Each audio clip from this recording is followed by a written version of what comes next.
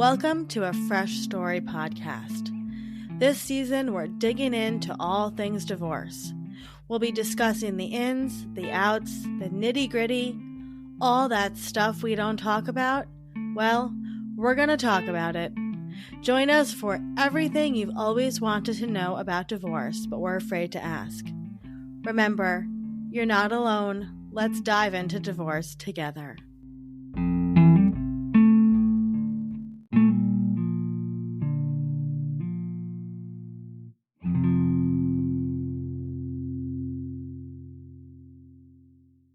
Olivia here. Did you know that there's approximately 700,000 people a year who transition to divorce? And these are all people who get up in the morning, have their coffee, go to work, deal with bosses, clients, and coworkers all day, all while going through the process of divorce, which in itself is a full-time job. So how does your divorce impact your workplace wellness? How do people manage to balance their divorce and a full-time job? How do you talk about your divorce at work? What if you need to take time off for a custody issue or to talk to your lawyer? What if you just simply need to cry at your desk? Well, on this episode of A Fresh Story, the divorce season, we're covering everything you always wanted to know concerning workplace wellness, your career, human resources, and the divorce experience. Some of the questions covered in this episode include, how can I balance the demands of my job with the emotional stress of going through a divorce? How do I handle disclosing my divorce to my employer and my coworkers? Can I negotiate changes to my work schedule or location to accommodate my new family arrangements? What if I need to find a new job during my divorce process? How can I update my resume? And how can a career coach help me through my divorce process? The Fresh Starts experts you will hear featured in this episode include Kara Regis, a burnout and boundaries coach, Arasan Nicole, founder of Authentic Empowerment, career and resume coach, Nikki Innocent, founder of the Inclusive Leadership Collective. She's a holistic coach for career, life, and interpersonal change. Ann Runkle, founder of Forward with Ann. She's a divorce and career coach. And Tremel D. Jones, founder of TDJ Consulting and Career Services. She's a career and resume coach. Remember, you can find more info on divorceguide.co, divorcemonth.com, and get in touch with all of these experts on freshstartsregistry.com/experts. Don't forget, you're not alone in this process. We're all here for you. So let's get started.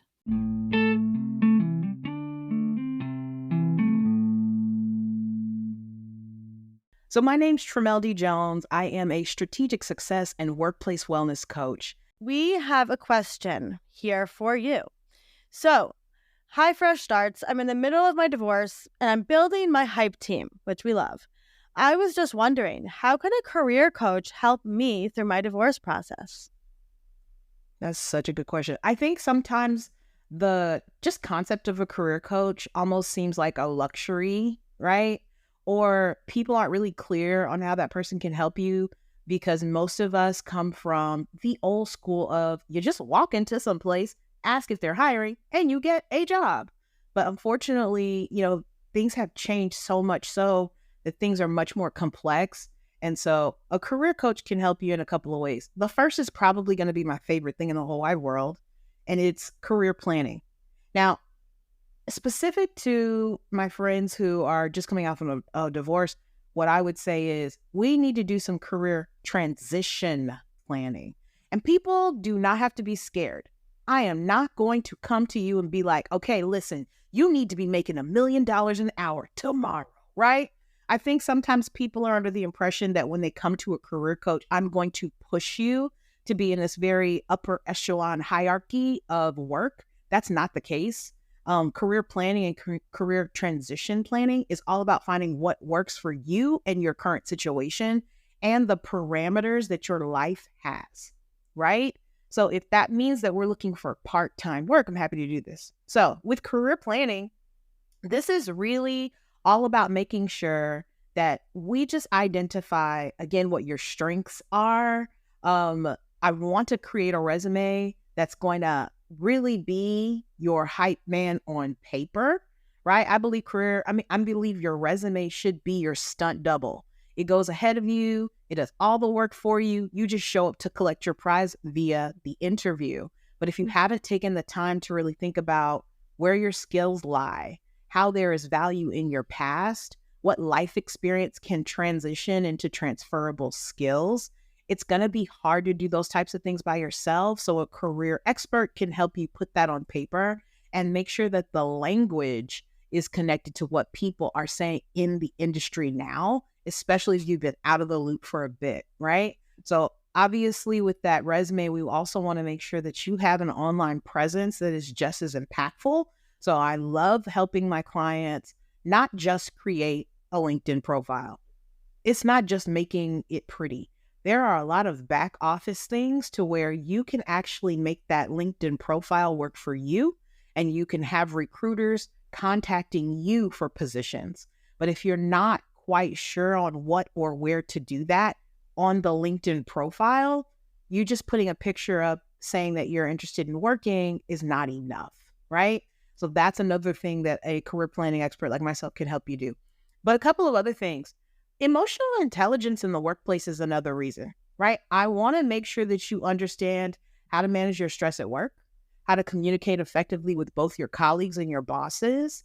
I want you to understand how to maintain focus on your professional responsibilities while at work and not take that stuff home, right? And so a lot of times there's work-life balance also, right? There's a lot of boundaries that you've got to set very early. If you go into the workplace wanting to be the workhorse, oh, I feel like I need to prove that I'm a good worker, so give me anything, give me everything, you will go to hell quickly. I don't want that for anybody. So I want to teach you how to manage your workload effectively, set workplace boundaries, and prioritize your self-care in the workplace. That's the second part of what I do. It's all about that workplace wellness. And this sometimes comes after the fact, but it's much easier to set these boundaries on day one than it is for somebody to have already kind of taken up your life and you try to pull back from that. Another thing that a career coach can help you with is networking and support systems. I always am thinking, who can I introduce my clients to?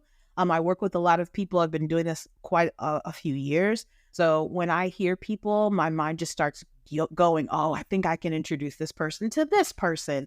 They'd be a good connection, right? So remember, you're tapping into people, not just for themselves. You're really tapping into them as a door, opening up to a world of networking and connections. So you want to make sure that you utilize that person who, I hope that I would be your career coach, right?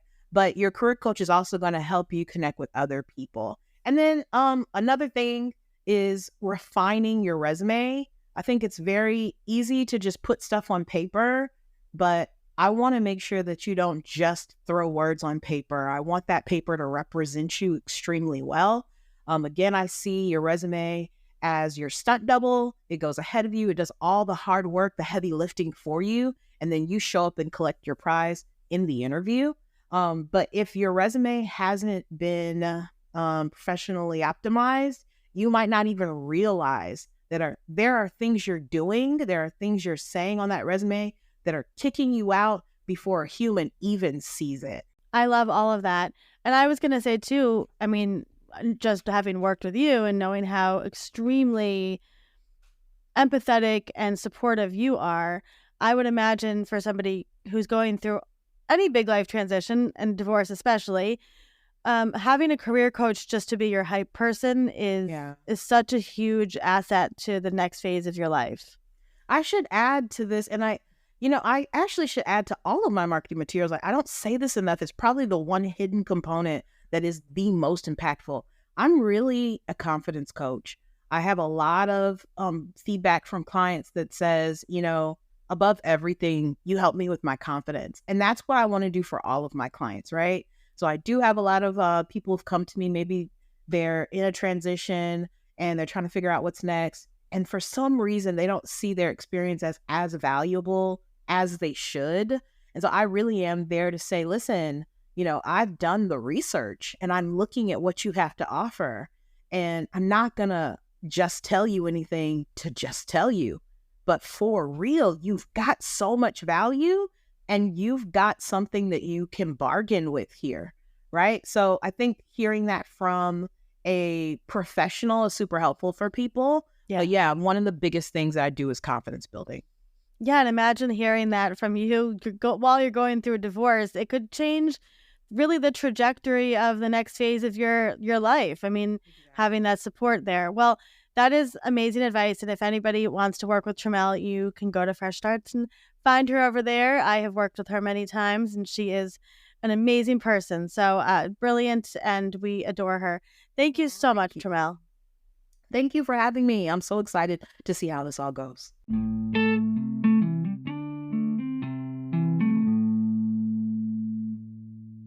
I'm Ann Runkle, and I am a certified divorce coach and certified career coach, helping you do hard things like navigating divorce or making a career change, sometimes both, with clarity and confidence. Okay, Ann, we have a question for you. So it goes like this. We get this question a lot because, as we know, divorce begets a lot of other changes in life. Hi, Fresh Starts. I'm considering a divorce, but one of the questions that keeps making me nervous is, what if I have to find a new job during my divorce process? How can I update my resume and look for a new job during this incredibly difficult time? What do you say, Ann? Oh, I say anything is possible during divorce, in a sense. Everyone's individual situation is so vastly different that I, of course, always have like a verbal asterisk, if you will, next to any of my answers publicly, that what I'm sharing, we need to, of course, always dig more deeply into your personal situation, consider legal ramifications depending on your local jurisdiction, the conflict level within a potential divorce, etc. But that being said, anything is possible. I can speak personally. I was working part-time when I filed for divorce and needed to very quickly begin working full-time. So I made that change very quickly.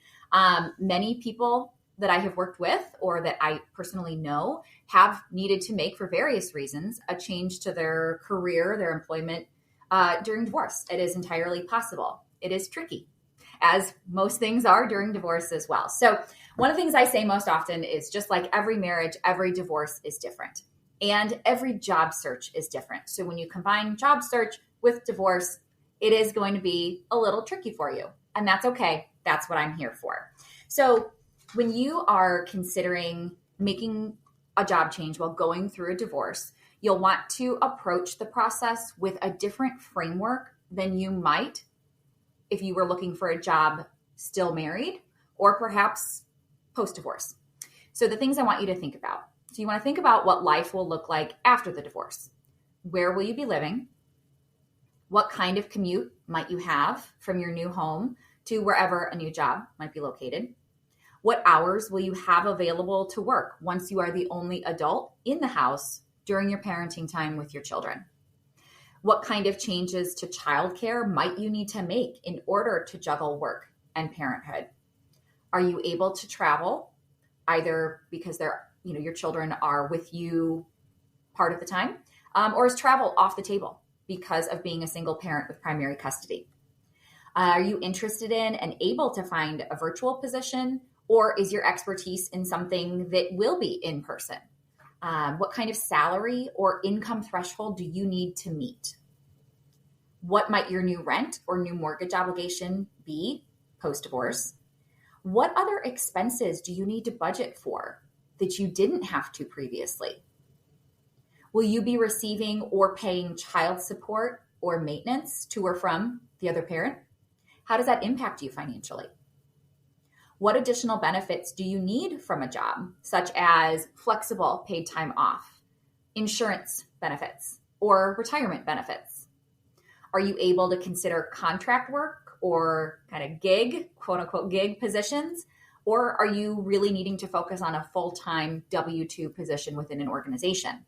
There are so many variables to consider that it can feel overwhelming, which is why someone like myself is a divorce coach. I help reduce the overwhelm when you're thinking about making such a major life change on either front.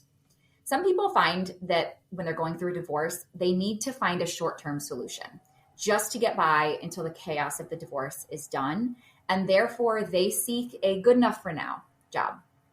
Once they emerge on the other side of the storm with more clarity around what their new life looks like, they reapproach the job search with more mindfulness and intentionality. Others are able to find that job, that dream job, if you will, or the right job that fits their needs, their interests, and their budget, and they end up staying long after the divorce is done. There are also people that struggle with focus and attention at their current job while going through a divorce. And despite the fear of losing their job, they find support and understanding from their supervisor or their boss, and they end up thriving post-divorce without ever having to make a change. One of the hardest parts of divorce is that you really can't see clearly through to the other side until you're there. And so I encourage my clients to stay flexible with where they're headed, but stay firm in their mindset and continue to take action steps, even within that sense of overwhelm. Meaning, remain hopeful and optimistic that you're on the right path, but understand that the path may take you in a direction you never would have considered before. No one is the same person on the other side of divorce. You may find that your values and your priorities have changed. You may be stronger and more clear-headed than you were when you were stuck in a crumbling marriage. You may find that your circumstances require something vastly different from your career than it did before. Or you may find your job is the one thing that doesn't change amidst a million other things that do. No matter what, you've got to keep your eyes forward and keep putting one foot in front of the other. As far as updating your resume goes, oh my goodness, there are so many ways to do that these days. You can find guides and templates galore online for free. Quick Google search, I promise you, you'll find some. If you can't, just hit me up. I'll help you. I'll point you in the right direction. You can also utilize AI these days, although my biggest tip there, use AI sparingly and make sure that no matter what you do, the end product of your resume reflects your true voice, your true accomplishments, and your true self. Just maybe enhanced a little bit. You can also hire a resume writer. You can utilize a career coach to give you feedback on your existing resume. The most important thing is to just get working on it. You want to seek help, Google, search for free resources, especially when you're going through a divorce. Budget is often tighter than normal. There's so many free opportunities out there. You definitely want to try to find what can fit within your budget to help you with this really important decision-making process. And then you got to start networking. You got to tell people you're looking for a job. You've got to tell them what you're looking for or what you're not looking for. You may not really know what your end goal is, but you know what you don't want. Get talking with people. Talk to as many people as possible who can maybe connect you with the next best person to get you just one step closer to your desired outcome. I cannot emphasize enough. Good old-fashioned networking, connecting and talking with people can help tremendously with your job search. That being said, no one is their best self when you're going through a divorce. So feeling comfortable enough and confident enough to network or interview can be really tricky. So identify your best support team of friends and family, lean on them for feedback, confidence boosts, and help as you prepare for interviews, networking phone calls, virtual coffee dates, etc. And keep reminding yourself that no matter what, you will figure this out. You will find the right position, even if it's only right for right now. You will find the right position. And you'll figure out the next steps after the dust settles post-divorce. Amazing. And I want to highlight you for a second, Anne, because you are a divorce coach and a career coach. So you are at that intersection that we find like probably 50% of the people going through divorce need you for that reason. So can you just talk for a second, because a lot of people listening to this will either be going through a divorce or know somebody going through a divorce or will eventually go through a divorce. How is the work you do slightly different in terms of maybe divorce coaching and career coaching, both, and because you're certified in both, and so you can really support people. So I'd love for you just to really brag about yourself for a second and talk about the work you do, because I've seen it firsthand. I know how wonderful you are and how wonderful it is to work with you, but it's a very unique intersection that you work with people at. And so I'd love to hear how you hold that space for them. Absolutely. I feel so blessed, if you will, to do the work that I do. Your marital status and your career are two of the biggest aspects of your identity, biggest aspects of your day-to-day life, and two of the biggest things that change when you're going through divorce. And divorce is a major life change. I do career coaching, both within my divorce coaching, because of, as you said, a huge percentage of people, both male and female, although often it is skewed a little bit more to the female aspects of the divorce, experience some sort of change when it comes to their career, either needing to make changes to their schedules, needing to find something more flexible, needing to relocate, higher budget, etc., or they are struggling so immensely at work because of the focus that divorce takes up. The amount of space in your brain, in your energy, in your nervous system that is occupied by divorce when going through it is really impactful in a negative way on your work or your business if you're a business owner. So being certified in both divorce and career coaching, I can help at minimum keep my clients more focused so that they are able to show up at work as a slightly better version of themselves in order to keep the wheels on the wagon, right? I do not want you to lose your job or lose clients if you're a business owner because of that distraction that comes with divorce. So I try to keep you focused and rooted in action mode instead of that analysis paralysis. Let's tackle it head on and let's get you going so you can remain focused on what you're doing at work so you can also get your divorce obligations taken care of. Related to that, though, is sometimes job changes happen. I spent 20 years in the corporate world helping people grow in their own careers, navigating change. And I feel so strongly in helping people find the right job. I had mentioned earlier, I've been laid off twice in my professional career. That changes you. You do not, just like you don't emerge the same person through divorce, you don't emerge the same person after you've been laid off. And there's plenty of stories and backgrounds there as to what happened. But it happens to a lot of people and it will forever change you. So when that happens, it is such a life-altering experience. And we get lost in the emotional aspects. We get lost in the overwhelm. We get lost in the analysis paralysis. So as a coach, career coach, I'm going to help cut through that noise, cut through that overwhelm, and we focus on action. There's a lot we can't control. There's a lot we can do. So how can I help you take those action steps when you really don't feel like doing it? But you've got to get back to work. Yeah. You've got to find the next best step. So there's so much of that intersection within divorce. And then just separately, unrelated to divorce, our careers, our business is such a big part of our livelihood, financially, emotionally, mentally, all of that, that when that change happens, I want to help you get through it as best as you possibly can. Yeah, and how amazing it is to, this is what we're all about, right? But if you can support people going through these life changes and reframe their narratives and help really empower them, it completely changes the rest of their life. I mean, going from this culturally divorced, job changes are seen as negative and, disempowering and a setback. And we're here mixing it up and saying, no, actually, right? It's actually this beautiful time. You're in this chrysalis, you get to bloom, and we're here to support you. So if anybody's listening and is in this intersection and would love the support, we cannot recommend Anne enough. She's just a wonderful person. And thank you for all the wisdom. And people can definitely check you out. I know you are always offering some great tips and guidance on your social media. So thank you for being here. I am here to help however I can.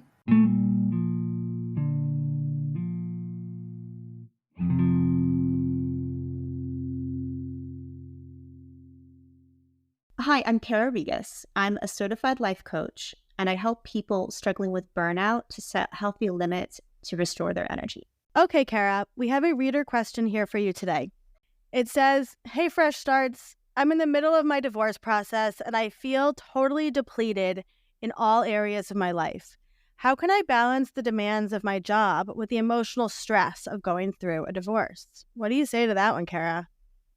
Okay, well, I gave this question quite a lot of thought, and I feel it's really necessary to address the root cause underneath the question.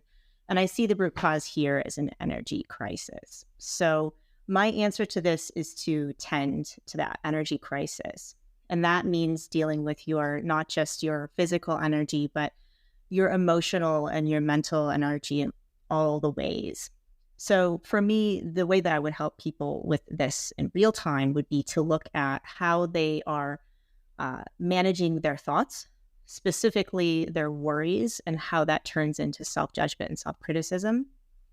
And then the next step here is to add in some self-compassion, kind thoughts to ourselves, reframing, that kind of thing. And then finally, we look at what are the needs that are not being met in your life and how you can actually set boundaries in different ways to get those needs met.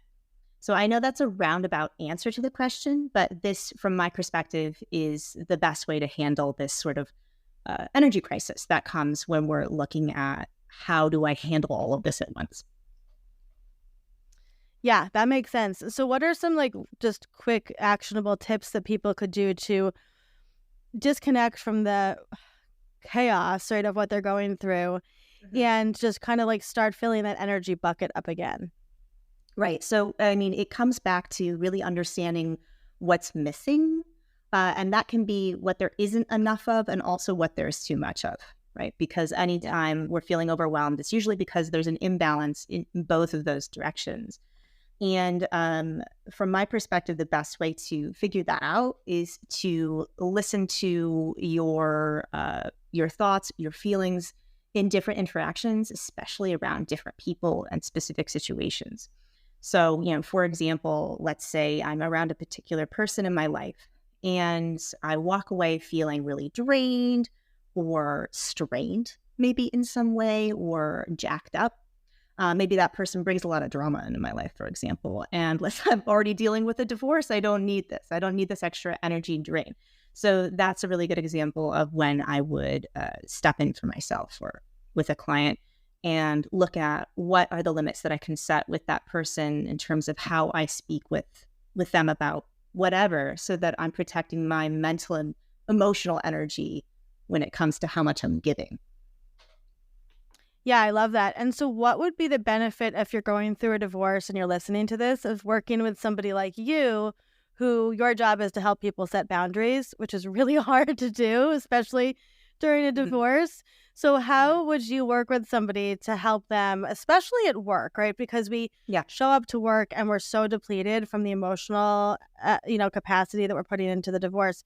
So how would you as a boundaries coach work with somebody to start, helping them set those boundaries in all those ways? Yeah. Well, I mean, so we can talk about work and, home life as two separate spheres, but especially when you're dealing with a huge transition like divorce, anybody who's gone through it knows it touches you 24 hours a day, 7 days a week. There's never a time that that's not with you. So I don't think that kind of compartmentalization is really helpful. We can't see ourselves as turning that sort of aspect of our lives on and off when we enter and exit work. So I prefer to work with people more on a holistic sense, taking the whole person with them everywhere they go, recognizing that they maybe don't have the same standards at work that they normally do, and that's normal. Like, let's think about the expectations that we have for ourselves, right? To just power through. We live in a culture where it's all just about pushing through and pretending everything's fine. And that's not helpful, right? So we have to be real about that. And it might mean cutting back. It might mean waiting until a year from now to go for that promotion instead of this year, right? It might mean looking at the boundaries that I need to set around other people's access to me. Maybe it means taking on fewer larger scale projects. It's usually going to mean cutting back. And that's because if you don't, you're going to end up burned out in a year anyway. And sometimes you just need permission, right? Sometimes you just need permission. So what would you say if you're going through a divorce and there's, we talk about this a lot, but so little support in the workspace for people going through a divorce. It's non-existent, really. Yeah. Something we're working hard to change at Fresh Starts. So if you're going through a divorce and you show up for work and your colleagues are like, what's happening with you? What's going on? Like, what's just like a really easy way you can respond to people to kind of like hold your space and say like, I don't want to talk about this, but this is something going on in my life. Yeah. And that's really tricky because it really depends on who you're speaking to as well, like how much you're willing to divulge, and also, how much you want to get into that headspace while you're trying to focus on other work stuff. And I think you already halfway answered the question. And the first thing is just awareness here. Do I have a tendency to kind of word vomit in this moment, right? If I'm feeling extra that morning or something came up, I just had a text with my ex in the morning and I'm feeling triggered and I show up at the office, right?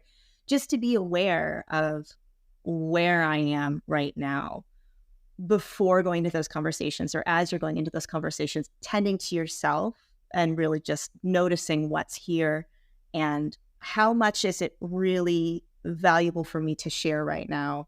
How can I protect myself right now? It's easy to overshare. Yeah, I love that question. What did you say? How much is it valuable for me? What was that? I love that question. How much is it valuable for me to share right now? Yeah, I love that. Because that's the thing. I think especially those of us socialized as women, we have this knee-jerk reaction that we have to respond to everything that people ask us. Yeah. Like we're not allowed to just say, sorry, but I don't want to talk about that. Right? So just recognizing that is an option, or just being general is an option. We don't have to go into it. We don't have to dig and divulge the way that maybe we would assume that we have to.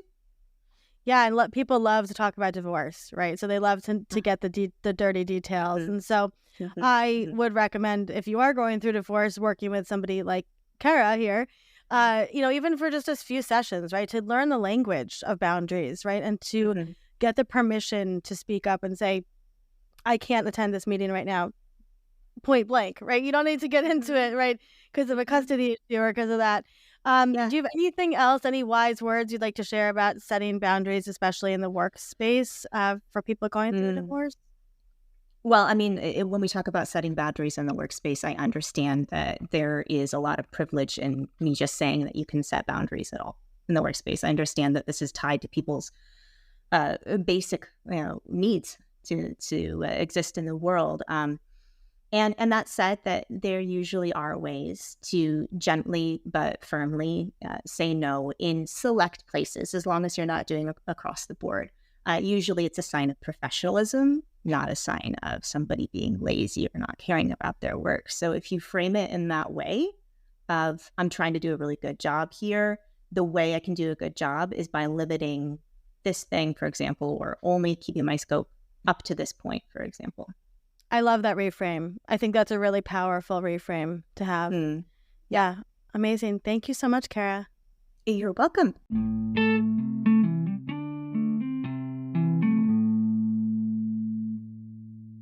Hi, my name is Arisan, and I am a career and competence coach that helps women pivot with purpose. Okay, here's our question for you today. Somebody wrote in and said, hey there, I'm in the middle of a divorce, and I'm nervous about talking about my divorce at work. How do I handle disclosing my divorce to my employer or my coworkers? What do you say on this one? I think it's a wonderful question.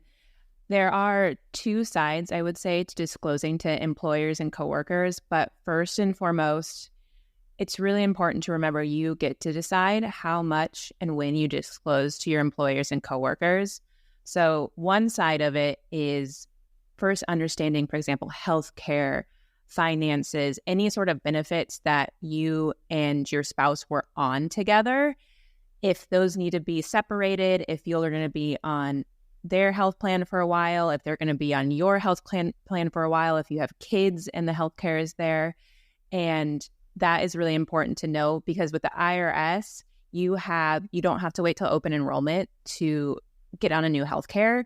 You have 60 days when an event like divorce, separation happens.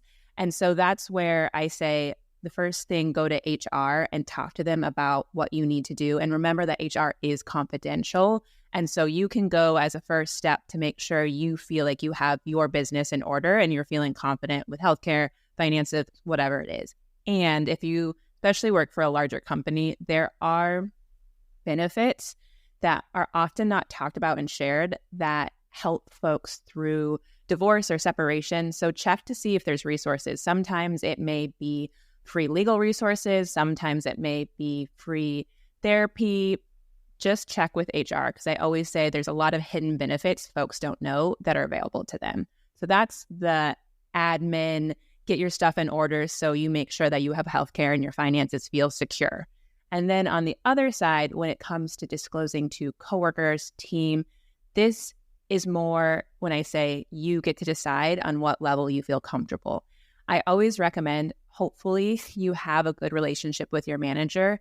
That is always a good first step, so that one, if you have to go to court dates for some whatever reason, you can't show up to work, or you'll have unexpected pickup kids, that they're aware so they can help support you where it's needed, or maybe workload needs to be adjusted. By talking and having that conversation with your manager as soon as you are able, that's going to help them support you so you don't feel like you're trying to do it all and no one knows about it. Though, if you don't have a supportive manager, this is where I recommend going to your HR representative and sharing with them and asking them for their advice to how to approach it with the manager, knowing that you might not have a supportive manager. Because again, it's confidential and they might be able to help you. Or if your manager is not being supportive, they can help support you and keep records and track if your manager is being a bad manager. And then when it comes to sharing with your coworkers, again, you get to decide what comfort level. Some folks maybe want their manager to share to the team and have them say, hey, so-and-so is going through a divorce. Please don't bring this up. We're sharing this with you because she wanted you to know, and this is not something that they want to discuss. That is completely okay. Maybe you want to tell coworkers one-on-one. Again, at the end of the day, it's you deciding what level of comfort you have and want to share, because you are not obligated to share your business with your coworkers. That is all such good advice. I want to go back to the beginning of what you said. So I remember when going through my divorce, the scariest thing was getting off the health insurance plan. And we were under my ex-husband's. I remember sitting down at the dining room table to figure out my health insurance. And it's so overwhelming. So I will say 100% to what you said. Get that in line first. Talk to HR, right? Do all that stuff. I know I needed my tax accountant to be on board. I needed like other people in my hype team to figure that out. Once I figured that out, I was like, oh, I can do this. I can get divorced now, right? So that is a really big step. So I love that you brought in that aspect of it, because I think people do get really bogged down, especially with health insurance in this country, to say, what could I do? So if you could just give 2 sentences about kind of, like you said, the 60-day policy. And I know it's obviously different state to state, but like if somebody is like, oh my gosh, how do I do this? What do I do? What would be like, just from a coaching perspective, an action plan that they could take really quick to like figure that out? I think step 1 is knowing your current coverage is helpful, and knowing what you use in your current health insurance, so that if you are switching plans, you can make sure you're getting on a plan that's equal or better. And maybe there's a plan that you're on that you're not using all the benefits, so you can drop to HSA plan. It depends. And so that step 1 is understanding where your insurance is. And then step 2 is talking with your benefits HR rep, because that is literally their job to know all that information of the healthcare and health insurance and the process inside and out. So you don't have to be an expert on it. You can go to them and say, this is happening. What do I need to know? And then open up a conversation with them, because it is different state by state. Some you can do like 36 months, I think, after a divorce, especially if you have kids, you can stay on.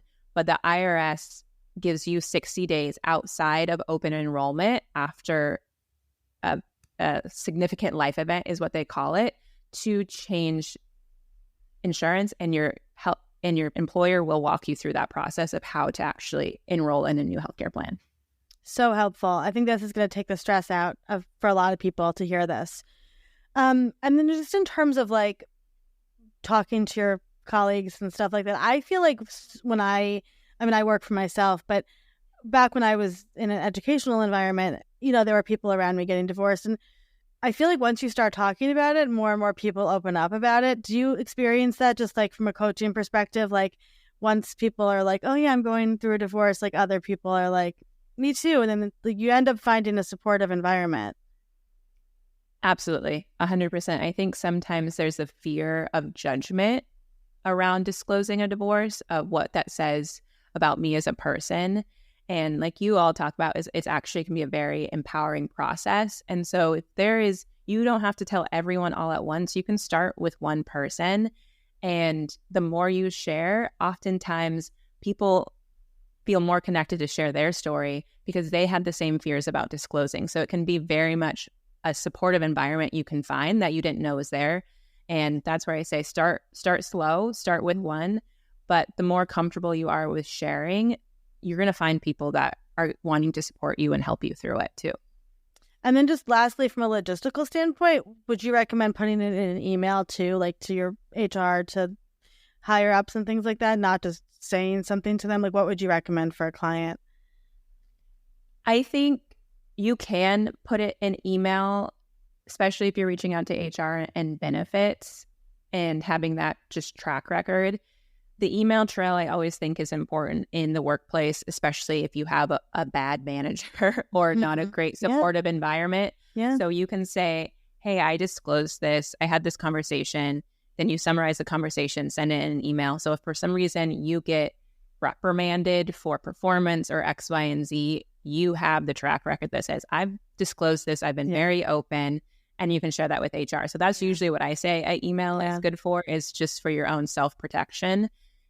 But HR, it's always helpful for HR so that you have, if they switch you to a different rep, then they have the record of what you've shared or what you've talked about. And then just to put you on the spot, because this is what you love to do, if somebody is going through this and they find themselves not in a great position and the job is not working with their custody agreement or with whatever, how can you help them pivot with purpose? Oh, I think that is a wonderful question. The biggest thing is this is an opportunity, and I really, maybe it's opportunity is not the best word, but it is an opportunity for you to get really clear on what it is that matters to you, what you want to do, your values. And from there, you get to decide how and when you pivot. And so working with a coach and someone through that, they're helping you identify that. They're helping you build that trust maybe back up within yourself, that confidence. And then from there, you can make decisions and pivots and changes from a very empowered, confident place. And so that's where I say you have support and you have it within you. And it's okay to ask for support and accountability. In fact, I encourage it because we can't do this alone. I love that. And definitely reach out if you want to pivot with purpose, because you are amazing at helping people do that. Thank you so much. This was really helpful. And I think it's going to actually, like I said, ease a lot of anxiety for a lot of people. So I appreciate you sharing. Thank you. Thank you for having me.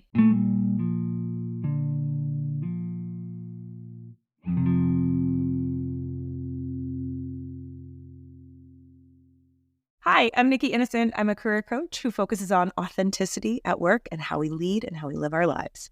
Okay, Nikki, we have a question for you today. It goes like this. We get this question a lot. Hi, Fresh Starts. I'm considering a divorce, but one of the questions that keeps making me very nervous is, can I negotiate changes to my work schedule or my location to accommodate some of my new family arrangements? And I was actually just talking about this with one of our divorce coaches who has a client who's a dad who travels all the time for work, but now he's going through divorce and he would like to spend more time with his kids. So this comes up a lot. So what do you say, Nikki? How would you work with a client, when this comes up? Well, I think that, knowing that, if it were a client, I'd probably know a little bit more about their background and the organization that they're at. But I really think that there's a multi-prong approach to this. I think oftentimes you're like, easy button answer. Here's the one thing I say, and magically unlocks all of the stuckness. But I think there's a few ways you go about it. I think you initially can take a look at your HR packet to understand what the actual benefits in place are. So often we get that paperwork in the beginning of a workplace, our time in our job, and we sign it. And we're like, yeah, cool. What am I doing? What's my comp? And a lot of times the actual benefits of that we don't notice, nor do we even think about until we potentially need them. And oftentimes when we talk about things like divorce, that is like a personal thing and not necessarily a professional thing in the traditional ways, we forget that there are there are ways that we can be supported in our personal lives. And there is no way, at least the way that I believe, if we're going to be living and leading authentically, to separate your personal and professional self. When you come into the workplace, you're bringing whatever was happening outside inside. And organizations are getting more and more savvy to that, even if policies, procedure, and language isn't always kind of meeting you exactly where you are in your crisis of a divorce situation. There are ways that you can creatively approach that kind of benefits package, whether it be some version of a wellness stipend, or if there's some sort of element of your health insurance that covers therapy or covers some sort of mediation or some sort of just support for you as a person, but also navigating the dynamics of the emotional and psychological parts of this that I think are really challenging, and usually are the things that stop us from feeling like we can bring this to work. Because usually at work, I need to be like buttoned up and know all the answers. But in reality, when something breaks, it can be really challenging to acknowledge that and still feel confident in who you are as a professional self. So yeah, I think there's kind of the health insurance part. There's also something that a lot of people don't tend to use that are called EAPs. Either emergency assistance programs or employee assistance programs, depending on where you are. And sometimes in those, there is a kind of real short-term solution. So if you're like, I don't want to have to go through this months-long process to try to find help, there is like a number you call and someone can help you. And so it might not be a forever and always support, but it's something to diffuse in the moment. I also think that talking to someone that you trust at work, letting them know that something is going on, that might not be your boss, that might be your boss, that might not be somebody on your direct team, but having that like pressure released a little bit, that you're not just like holding it and becoming a pressure cooker or a balloon that's about to burst at work, is really important. Knowing and honoring you don't want to just be dumping on that person that you trust, because it creates kind of an imbalance, but ensuring that you're not struggling by yourself in a way that when things start falling, because we are human beings and we're not meant to do and be all things, even though, you know, that was growing up for many of us in the millennial generation, we were supposed to like put our mind to it and we could do it all and be it all. That's not reality, especially when something so important as aspects of your family shifting and changing and your plans shifting and changing. I think it's really important for us to honor that, and having a person that knows that, I think is important. The other part, the coach in me wants to say that if you're working towards a goal, you're 95% more likely to achieve that goal or move towards it if you tell somebody about it and you have a timeline that has been spoken out loud. And so if you use that same energy with regard to the person that you trust and just kind of sharing what's going on, it's really important. And then the last part, this is kind of a little bit of that, like, I like to do these exercises, but they trick our minds a little bit.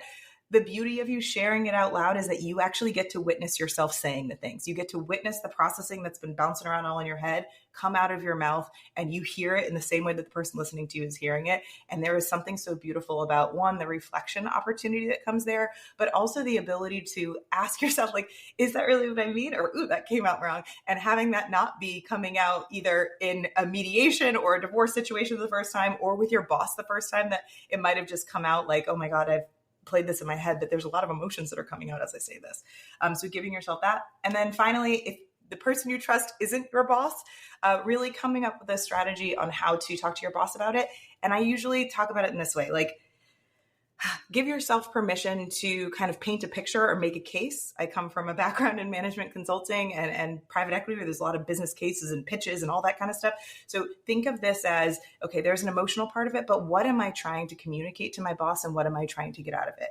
What is the benefit for both of us? And so if it's something like I need to change the time that I'm working, I need to minimize my travel or at least adjust my travel schedule, how can I frame that in a way that's showing them, like, here is the realistic time frame that we can work with, at least in the moment? Because again, with divorce and these types of changes, you're usually going through phases of this. It's not like I know right now how it's going to be for the next 6 months to a year to 2 years. You know, divorce is another thing that I think we heard about. 50% of marriages end in divorce, but we never hear about how long and taxing that process can be. And so really giving yourself permission to have solutions, but adding flexibility to it, adding like, this is a conversation that I'd like to come back to because it is evolving. And I'm sure that our organization's needs will be evolving. I'm sure that my priorities will evolve as well. But I just want to create a space for us to discuss this so that I can show up in the best, most effective way to be a member of this team that is productive, but also in a way that I'm not burning myself out. So you don't have me at all by the end of this. And so I think there's a part of this that we can do. Again, I would go through like very, very specific things with a coaching client on this, but I think really not feeling like you have to do it all by yourself and you have to do it perfectly, because there is no perfect in this. And we don't have the ultimate control. When you have at least one other person in the dynamic of a divorce making things change, making timelines change, pulling a rug out from under you sometimes, or maybe you do that yourself. Like there is a whole lot of fluidity and flexibility that's important. So kind of, I think about it, if you're an athlete, before you start playing a sport, you warm up, you stretch, you warm up your muscles. Like before there is some version of a crisis or I can't go on trips anymore next week. Yeah. Really just warm that situation up so people are prepared. And I will add one last piece that I think is part of the fear of this. Like I say all this and you're like, yeah, cool. That sounds great. And also this is scaring me shitless. Understanding that there are going to be people that the subject of divorce, I talk a lot about this with death and grief and loss as well, will create a response in them that has nothing to do with you. And so really honoring that, like, there are probably going to be things that are said that might be hurtful, that might be out of left field, that might just be completely non-productive, and kind of greasing your shoulder a little bit for that and letting that roll off. Because so often when you talk about something that has been seen as taboo, people have these fear responses, or they're trying to protect you. Or I always think about like your parents, when something bad happens and they say the exact wrong thing, it's because they're afraid of something and they want it to stop for you, but they didn't mean to harm you, but it happened so fast and they're in a position of power. So having that kind of preemptive warm up and greased shoulder will also help, so that it can still feel expansive and it can feel like it's moving forward, even if you don't know exactly where that mountaintop is. It's all really such good advice. So really what it comes down to is having open communication, right? With your, so that being said, would you recommend, like, let's say I am going to file for divorce, or I just filed for divorce. Do I shoot my manager an email and say, hey, this is what's going on? Do I set up a meeting? Like, what would you recommend doing there in that situation?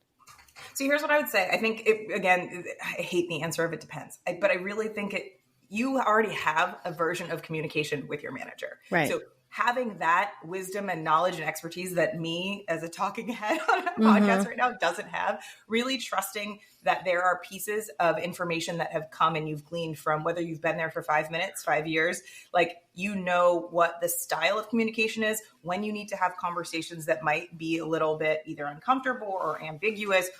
You'll get a sense of like where your boss does with that type of stuff. There are some bosses that love to be in it with you and want to build it with you. And there are some bosses that are like, why are you telling me this unless there's something specific for me to do? And so I think really understanding what has worked well, you can use it in a like project specific perspective. If you look back on the most important project of the last year, what was the communication style and preference from your boss? What worked, what didn't? That's great. If you do any kind of debriefs after projects, like, thinking about what their feedback was to how your communication style went, or timelines, all that, I think is really important.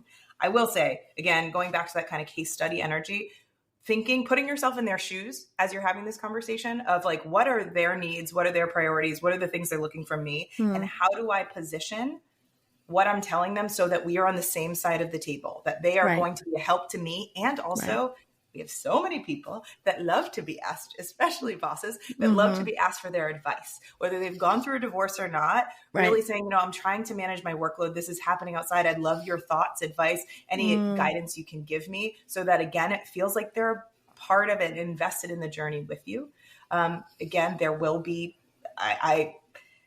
the reason I left my corporate career to do this work is I know that there are bosses that will respond negatively to that kind of approach. And so really, I think having I have a whole podcast about this thing called cover your ass energy. There will be that kind of response that's like, oh shit, this is a person I rely on. They're not going to be able to be here anymore. How can I cover my ass? Whether I get cold and hard and tell them they need to do this thing and this is more important than your family, or I act like they don't work here anymore and I start giving everybody else their stuff, it kind of lobotomizes the ability for us to connect.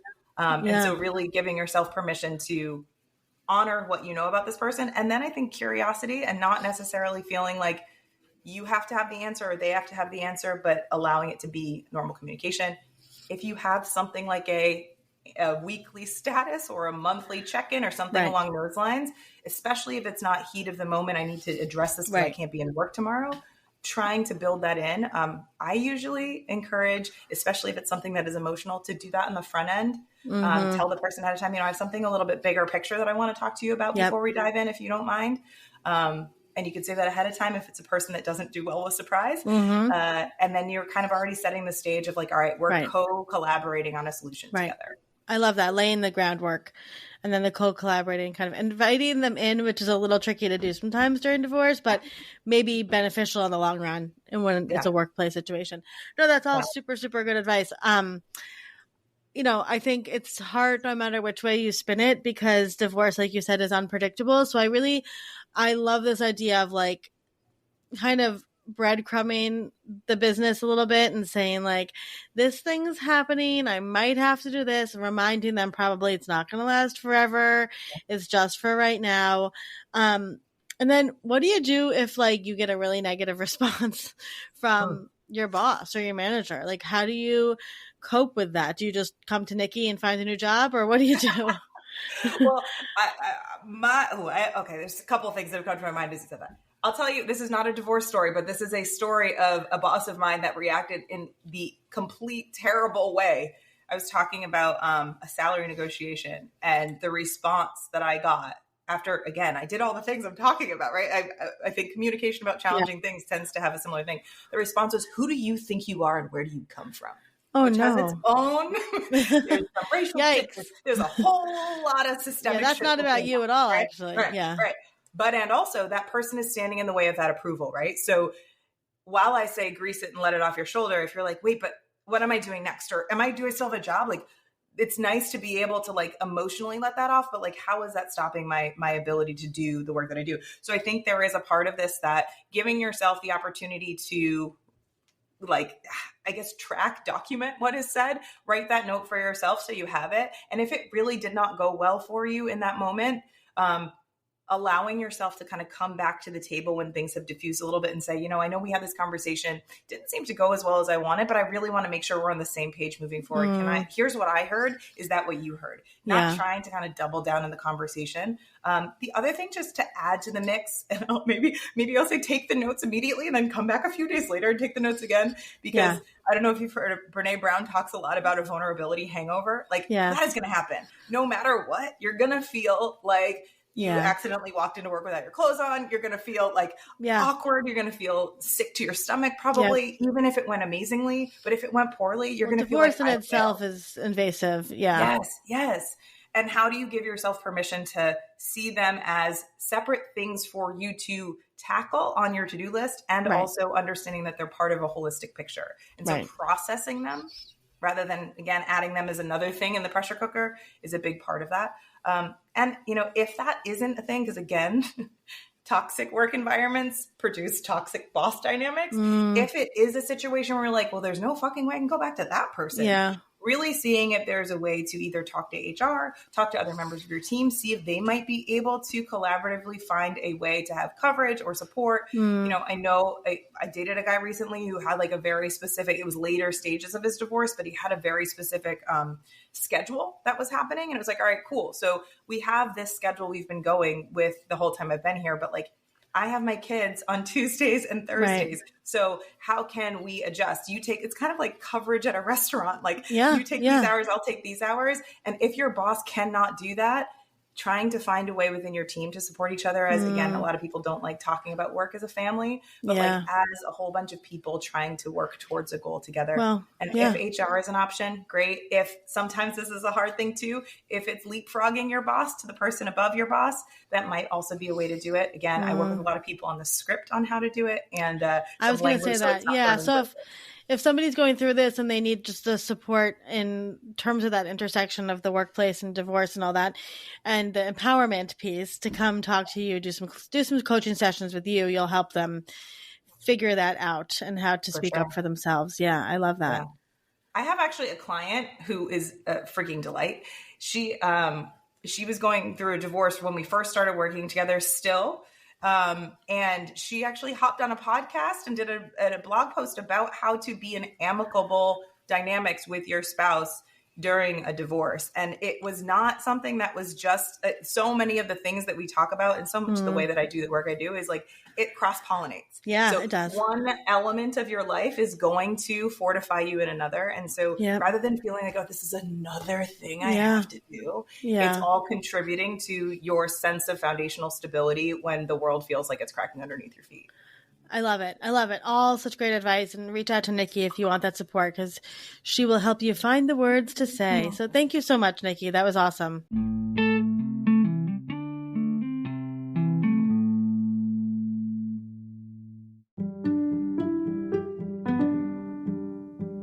Thank you for listening to today's story. We're always here, and we're so proud of you. A Fresh Story is produced by Fresh Starts Registry, the first and only platform for everything you need to begin again. You can read the show notes and learn more about today's episode at afreshstory.com.